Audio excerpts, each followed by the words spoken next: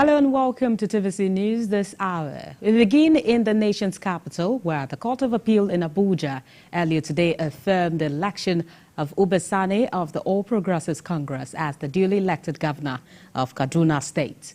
A three-member panel of the appellate court held that the tribunal acted in error when it depended on inadmissible evidence to order the conduct of supplementary polls in 22 polling units of 4 local government areas where the exercise was deemed inconclusive. The court also noted that a key witness called by the People's Democratic Party during the tribunal hearing merely gave hearsay evidence as he was not present when the malpractices he alleged happened. The court also held that the allegations of deduction of votes, stuffing of ballot boxes, and mutilation of sensitive electoral materials made by the said witness was also borne out of hearsay. The court also held that the tribunal was right in dismissing the petition of the People's Democratic Party and Asa Ashiru because the petitioners had abandoned their petition for their failure to apply for the insurance of a pre-hearing information sheet after close of pleadings as required by paragraph 18 of the first schedule of the Electoral Act 2022. In a related development, the Court of Appeal also affirmed the election of Sharif Barawari, candidate of the People's Democratic Party in the March 10th governorship election in Delta State. The three-member tribunal headed by Justice C.H. Hauchagu dismissed the petition filed by the former Deputy President of the Senate, Ovio Mwagege, of the All Progressives Congress. The tribunal held that the petition contained unsubstantiated allegations, noting that it was devoid of merit and also speculative.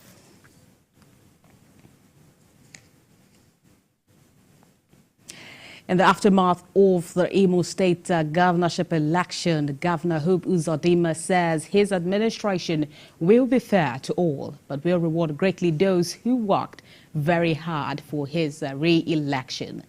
Governor Uzodinma said this when the leadership of the Imo Progressives movement paid him a congratulatory visit at the government house in Owerri. He commended the group for mobilizing the party for the grassroots. Every child is expected to behave like the father or the mother. Eugene Dibiago is very dependable. He's a very reliable person. Also very industrious. He's a man who, once given an assignment, will deliver with little or no supervision. Going by what you know about me, but I'll be fair to all. I said, and I want to repeat, do not because of what people do, what they work against you, the things they do against you, and renege from the God-sent works he has asked you to come and complete on earth. You have brought transformational politics to Imo State. You have ended an era in Imo State, an era when people could lie their way to power, kill their way to power, and burn down houses to their way to power. You have ended that politics.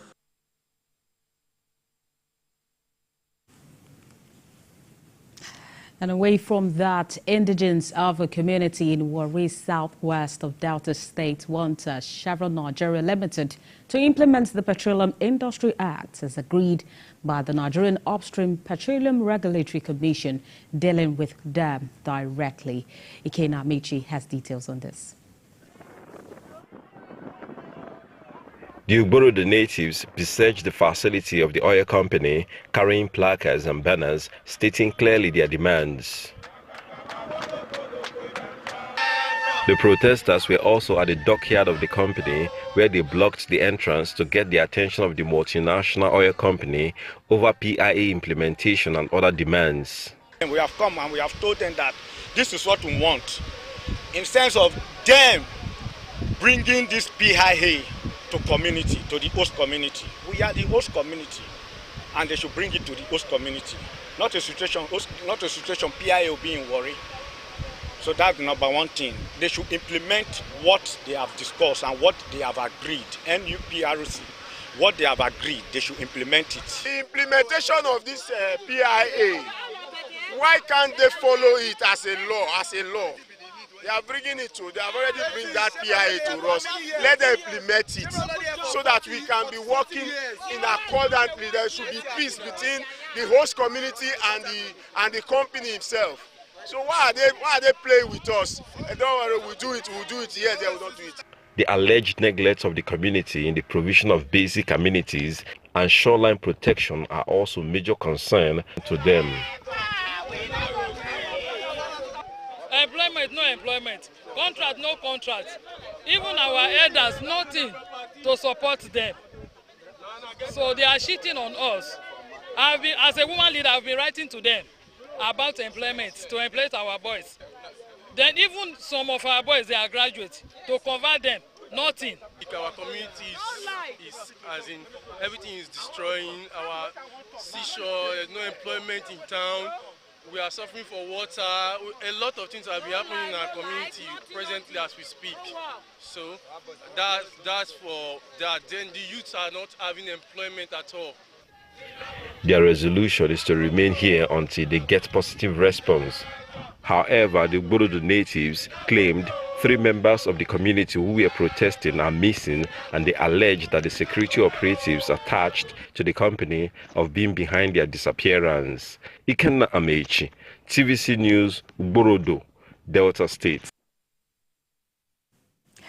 And to out matters now, Nigeria's coordinator in Minister of Health and Social Welfare, Ali Pate, says focus will now be on improving primary health care in order to change the country's poor health indices.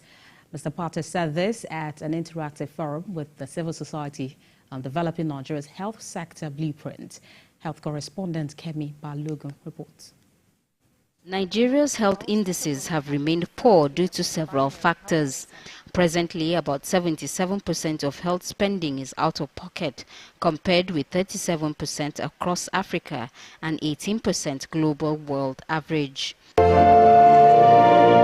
This interaction with the coordinating Minister of Health and Social Welfare is geared towards enabling needed discussions while also seeking citizen opinion on improving healthcare in the country through civil society engagement. You, the civil society, you are the feelers. You are a bit unfettered, and if you are very honest, you can tell government that it's doing well. But if what government is also trying to do is not in line, you have the distance that you can help government take note of its own blind spots and take corrective measures, because we are all on the side of the Nigerian people. Today's forum would be successful when the last person in the most remote part of this country has equitable access to better quality of life and better health. And then our health indices will improve on a sustainable basis. The civil society on its part wants a policy direction that will translate to better access to quality health service delivery without giving Nigerians any financial difficulty. No matter how much we want to improve the care for women and children, if the PHCs are not functional, at this moment a third of them are barely functional. Health worker present, equipment available, roof, logistics, commodities, and they are affordable. Unless we do that, we can sit in Abuja all we want, nothing will happen. The data will not change. So how do we focus our orientation towards that? Doing practical things, because we know that countries who don't even have what we have been able to do a lot better. At the end of the day, we want to see a policy direction that is well implemented, which will lead to improve access of the Nigerians to quality health care without suffering financial hardship. I want to see quality care. We want to see everybody included. We don't want to see only rich people accessing health care. We want everybody in Nigeria to be able to access health care without suffering financial hardship. The minister promised to study the position paper from the engagement and work with achievable recommendations. Kemi Balogun, TVC News, Abuja. Meanwhile, the National Association of Sea Dogs has unveiled Wheels of Justice, the latest short play of Professor Wole Soyinka as part of the 70th anniversary celebrations.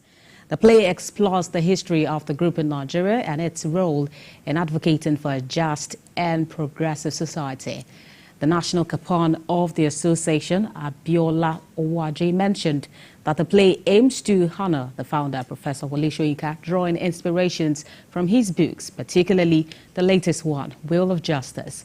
The drama provides insight into how the confraternity has employed unique approaches to contribute to society and also address some of the challenges in Nigeria.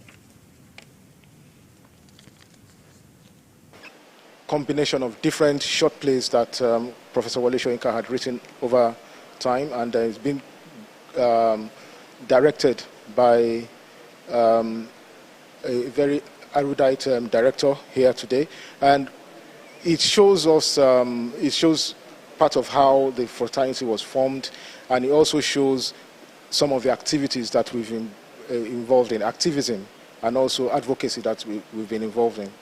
Professor Soyinka's latest play, The Wheels of Justice, we have taken an excerpt from it, and that is a star sketch, of the evening. And then we also have in the bouquet such other guerrilla sketches as Rise, as Unlimited Liability and Company, as a little to the left, a little to the right. This is an evening with Wole Soyinka. Is an event put together by the National Association of Sea Dogs to bring to an end a year-long series of activities to mark its 70th anniversary. So we decided that we should have a night of art and a night of interaction with the Nobel laureate himself, to tell our story, for him to share his perspectives and for the association to be able to tell his story in his own words. And that's TVC News this hour. For more updates on the stories we are monitoring, you can visit our website, www.tvcnews.tv. You can also follow us on our social media handles, Facebook, Instagram, and on X at TVC News NG. On YouTube, we're live at TVC News Nigeria. Thanks for watching.